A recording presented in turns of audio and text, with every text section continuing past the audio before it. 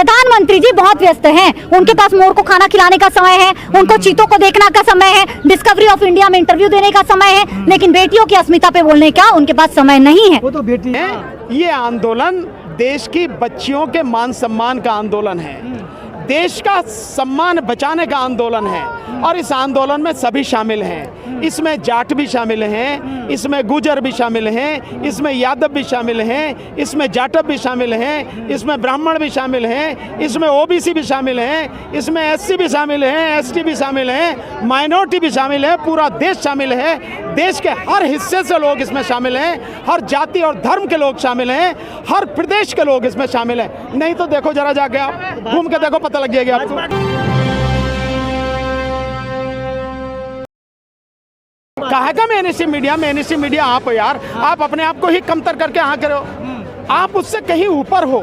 वैसे भी रिपोर्ट्स आ रही कि सोशल मीडिया जो मेन स्ट्रीम मीडिया जिसे कह रहे हो उसको बहुत पीछे छोड़ चुका है। और सुनिए इतनी अच्छी तरह से जाती है कि CNRC में कानून लागू करने के कानून बनाने के बावजूद भी आज तक हिम्मत नहीं है सरकार की कि कानून लागू कर दे, ऐसे सुनी जाती है। जो कृषि कानून है उसमें कृषि कानून वापस लाने पड़े, ऐसे सुनी जाती है। और इसी तरह से इसमें भी सुनी जाएगी, नहीं तो सरकार का बिस्तर आपका गोल कर देगी पब्लिक। हो सकता है प्रधानमंत्री को लगता हो या प्रधानमंत्री की सत्ता उसी की वजह से चल रही हो सकता है ऐसा हो। ये आंदोलन देश की बच्चियों के मान सम्मान का आंदोलन है, देश का सम्मान बचाने का आंदोलन है और इस आंदोलन में सभी शामिल हैं। इसमें जाट भी शामिल हैं, इसमें गुजर भी शामिल हैं, इसमें यादव भी शामिल हैं, इसमें जाटव भी शामिल हैं, इसमें ब्राह्मण भी शामिल हैं, इसमें ओबीसी भी शामिल हैं, इसमें एससी भी शामिल हैं, एसटी भी शामिल हैं, माइनॉरिटी भी शामिल है, पूरा देश शामिल है। देश के हर हिस्से से लोग इसमें शामिल हैं, हर जाति और धर्म के लोग शामिल हैं, हर प्रदेश के लोग इसमें शामिल हैं। नहीं तो देखो जरा जाके आप घूम के देखो, पता लग जाएगा आपको। अरे भाजपा किन की बात कर रहे हो, जो गुलामी से बाहर नहीं निकले, मोदी की गुलामी करते करते उनकी पूरी गर्दन झुक गई, उनकी बात करो यार गुलामों की।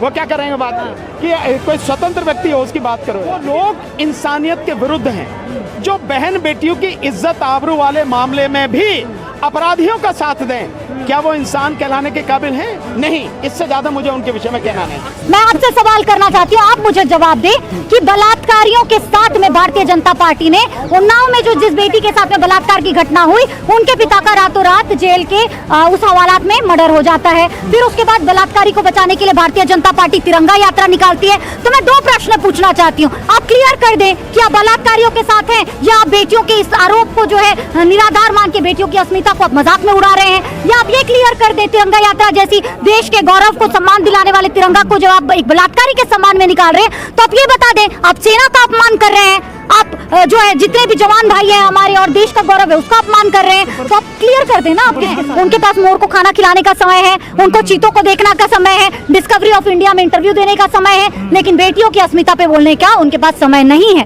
जाओ मेरी जैसी बेटियों को बलात्कारियों से बचाओ, या उन बलात्कारियों को जिनको वो टिकट देके सत्ता के गलियारों में पहुंचाते हैं।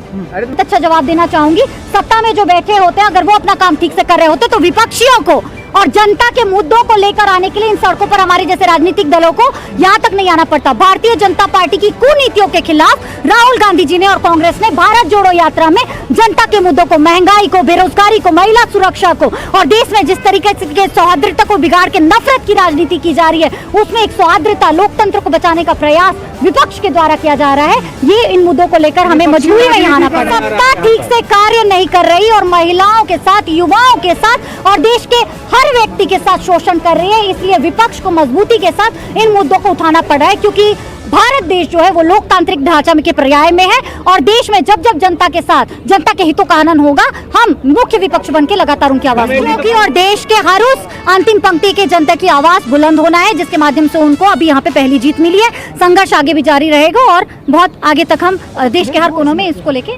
मजबूत करेंगे। कोई कमी नहीं, पूरा हिंदुस्तान जो है तंदुरुस्त है, फुर्तीला है, तो कमजोरी। अरे इतनी गर्मी में पानी का टेम्परेचर शरीर से डाउन है, लेकिन हमारे चेहरे को देख के बताइए क्या हम नर्वस, घबराए, बीमार लग रहे हैं आपको?